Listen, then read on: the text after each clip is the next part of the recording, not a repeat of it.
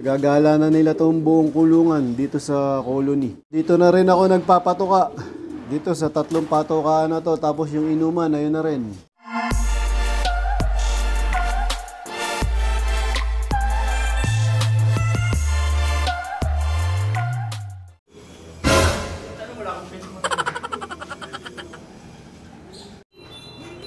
Welcome back mga kalapatids.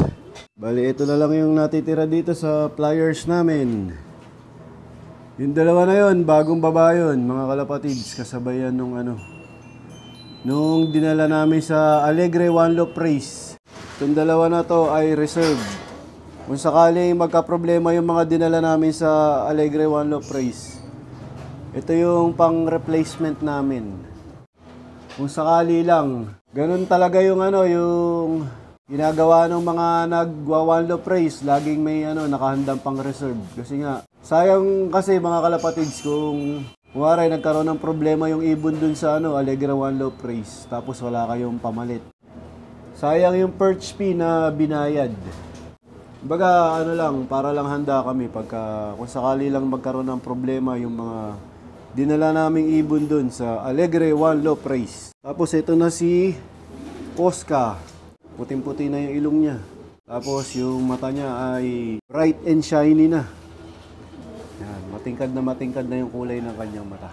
Ibig sabihin, bumalik na yung lakas niya. Kasi nga, galing siya ng MacArthur Leyte, tapos sinuong niya yung smash. Nakapagpahinga na siya. Pero na yan, pinaparonda na namin yan. Tapos kaya 5 na lang yung natira dito mga kalapatids. Yung 4 o yung 2 pares, ginamit ko na sa breeding. Nandun sa colony, nakapares na. Paparondahin ko muna tong mga young bird namin dito, tsaka itong si Posca.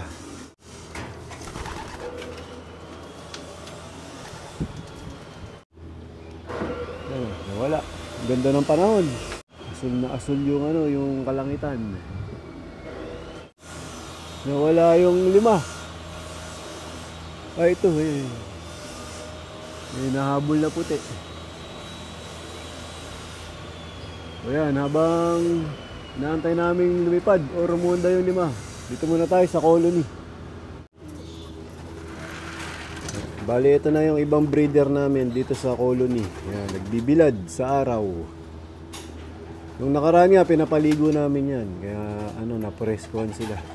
Nagbalikan. Sa loob, nakita ko. Ayan. May mga itlog na sila. Mangilan-ngilan na lang yung wala pang itlog dito. Tapos sanay na nga silang lahat sa kanya-kanyang kwarto nila.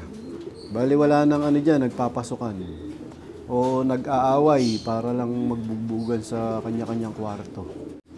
Tapos dito sa portion na to, yung una kong binread dito sa colony, nakabukas na rin to.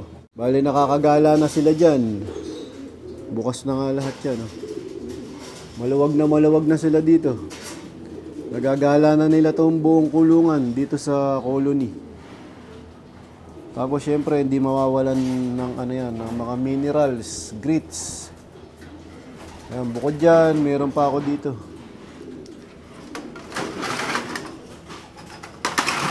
Ayan.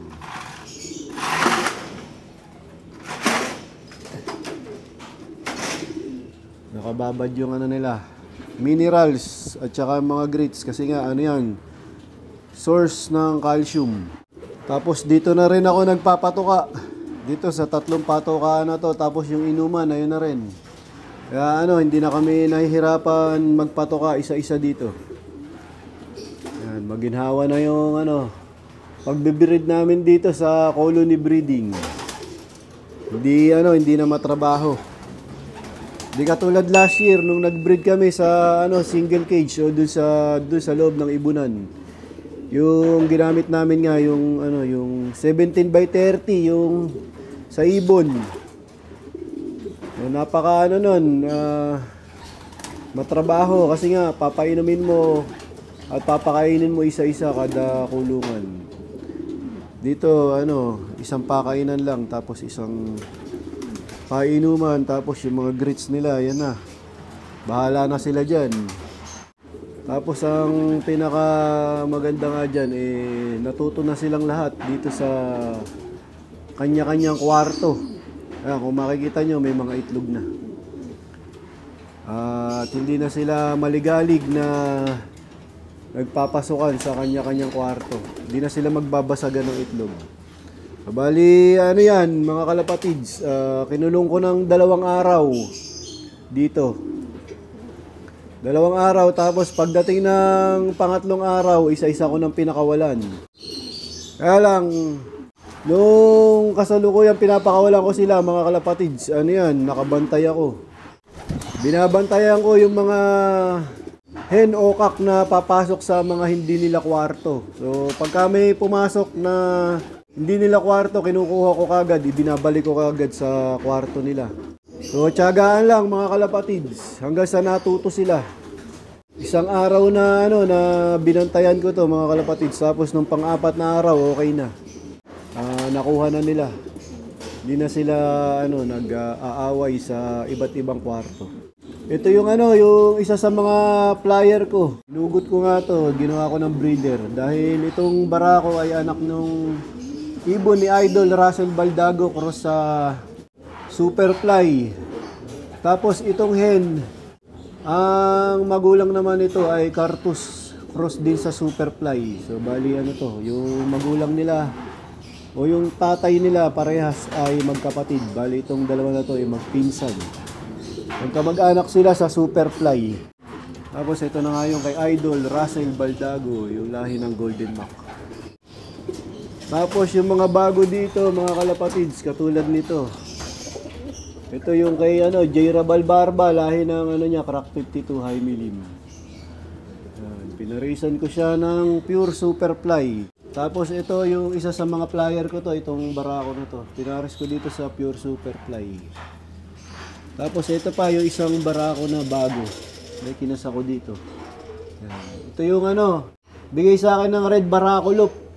Ni Pisang Edmar at Pisang Daniel. Yan, ng Red Barako Loop. Pinaris ko rin siya sa pure Superfly. Tapos ito, bago rin yung kaparis nito. Ito yung ito. Ito yung kaparis niyan. Ito yung bigay sa akin ni Idol Long Hair TV. Lahi nung niya to, Surebet. Yan, ngayon ko lang nagamit kasi nung binigay sa atin to last year ay bata pa. Kumbaga, pinagulang ko ng husto. Tapos dito ko siya naipares sa pure imbrek. Yan. Tapos ito na nga yung pinaris ko kay Major Pain, yung kanyang anak. Anak niya to kay Superfly. Bali yan, may itlog na. Yan, 2 na nga yung itlog nila. Sana parehas may similya. Bali nga yan, pantago na yung magiging anak. Dahil kung nakikita nyo mga kalapatids, matanda na nga si Major Pain.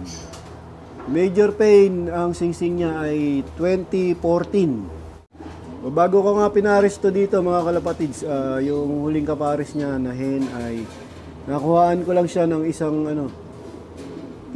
inakay. Yun nga, nandun sa flyer slope. Tapos ng pangalawang clutch, walang similya. Kaya pinalitan ko siya ng hen. Sana ngayon, 2 na yung similya niya. Tapos ito na nga yung mga reserve. Sa Alegre One Love Race. Ayan. Tapos ito pa. Tapos ito yung kay Master Pogi. Ayan, yung hen nakapari sa Major Pain. Anak ni Major Pain. Bali may itlog na rin to. Ayan, nilagyan namin ng malunggay. Bahala sila kung kainin nila o gawin nilang pugad o nesting material. Dito ko natatapusin ang video ko para sa araw na to. Please like, share, comment, subscribe. Keep safe, God bless. Ingat mga kalapatids.